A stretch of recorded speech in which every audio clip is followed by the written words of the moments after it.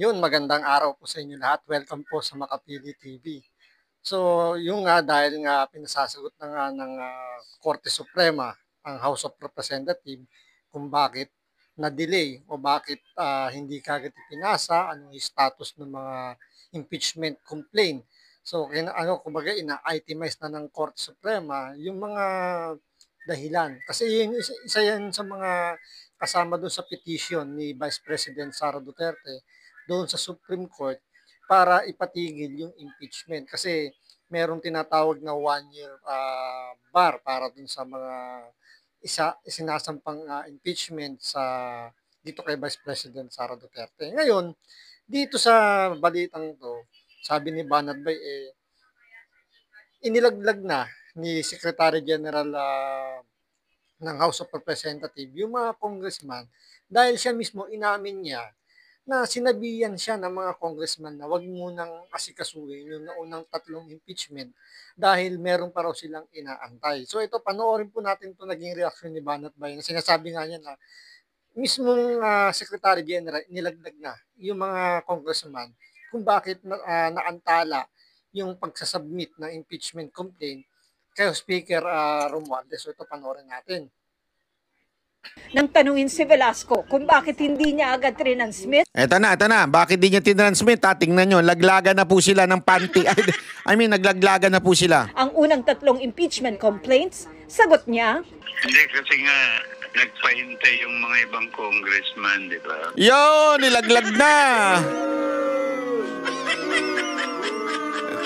Hindi kasi nga nagpahintay yung ibang congressman Gago!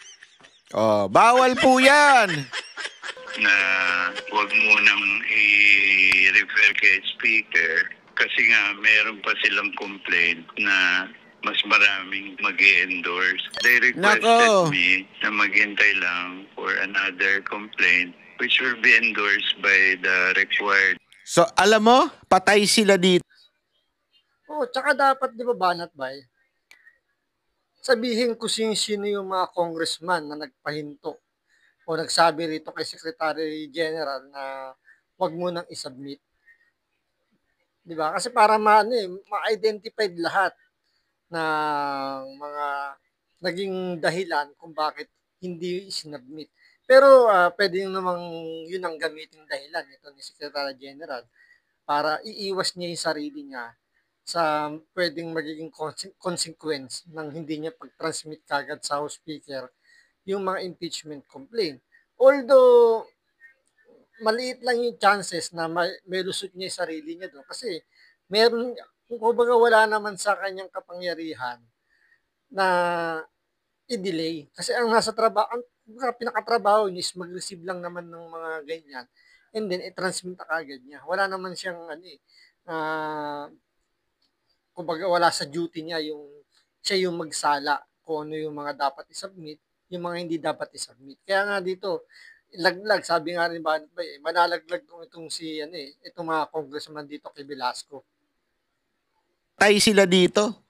Ito ngayon, sa GMA, umamin na talagang pinigilan yung first and second and third. This is an evidence na talagang hindi tama yung prosesong ginawa nila. And they were questioned by the Supreme Court. Naku po, palakpakan. Yari na kayo ngayon. Oh, yan ang totoo. So wala na, finish na.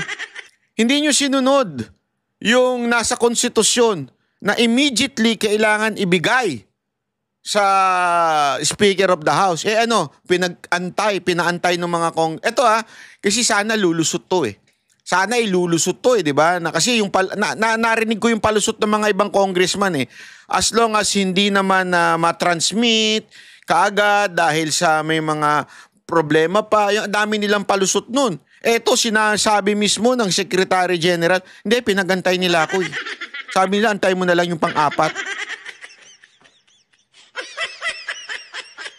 Lumabas na mismo sa bibig ng Secretary General. Pinag-antay siya ng mga congressman kaya hindi niya tinransmit agad-agad. Immediately.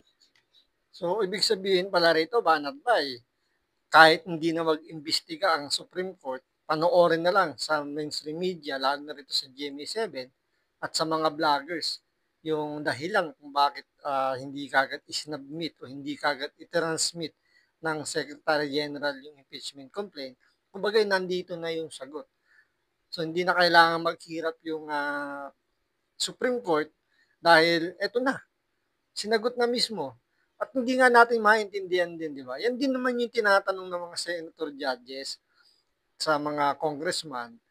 Panay ang pa-presscon nila, sagot dito, sagot doon sa mga media, pero hindi sila nagbibigay ng affidavit sa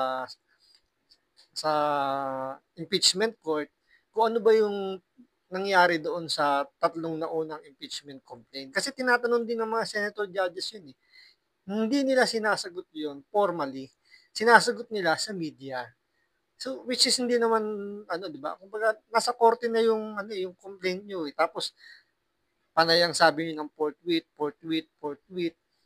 Eh kung sa inyo pa lang dinidelay niyo, kayo yung nagiging cause of delay. Tapos sasabihin niyo yung Senado mismo o yung impeachment court yung nagdi-delay. Ang katotohanan niyan, nasa inyo yung pinaka problema. Kasi kung sinagot niyo kagad yung mga hinihingi na impeachment complaint, 'di ba? Eh di sana umusad na kagad yung trial na 'yan at nakapagpabida na kagad kayo doon. So, pwede niyo nang banatan si Vice President Sara Duterte kung ano man yung hawak ng mga ebidensya. Immediately. One-third, one-fifth House members. Ayon sa Secretary General ng Kamara, walang nilabag na rules of impeachment ang kanyang tanggapan at ang Kamara. Kasi nga, under our rules kasi, yung impeachment complaint will stay with the office of the SecGen and then will be referred at the time na okay na. Wala naman kasing timeline din yung Ito yung palusot niya, ha? Wala daw kasing timeline. from the SecGen to the speaker eh. Pero sir, nakalagay kasi doon immediately after nyo Yeah, mag-verify. immediate. Pero wala naman time yun. Yeah, immediate, pero wala naman time. Ito, pakinggan nyo yung napakagandang paliwanag dito ni Banat Bay. Although medyo nakakatawa yung example niya, pero naipaliwanag niya ng maayos yung sinasabi nito ni Secretary General na wala raw timeline. Yung immediately doon sa sa rules ng impeachment. So panoorin natin. Sir, immediate is a time. Ibig sabihin ng immediate, agad-agad. Pag inutusan ka ba ng asawa mo, umuwi ka kagad. Agad-agad ngayon na. Pwede ka bang pag-uwi mo sa madaling araw ka na uwi, sabihin mo, bakit? Wala namang time frame yung sinabi mo eh. Ganyan ka pa magsalita. Wala naman time frame yan sinabi mo, di ba? Sinabi mo lang immediate. Ano sa tingin mo, sir, ang mangyayari sa'yo kung sakaling sabihin ng asawa mo yan? Umuwi ka agad-agad! Ngayon na! Immediately! Tapos uwi ka madaling araw. Sasabihin, wala naman kasing time frame yung immediately mo. Ano sa tingin mo? Baka masampal ka nung asawa mo gano'n, di ba? Pag ginawa sa'yo yun?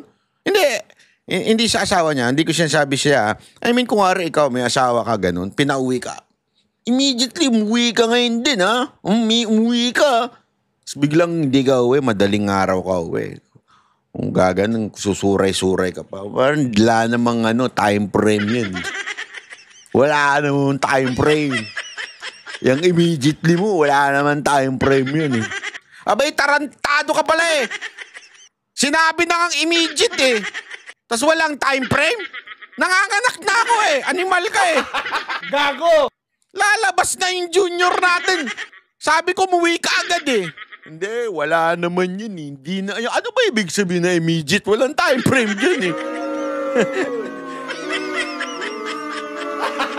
Gago!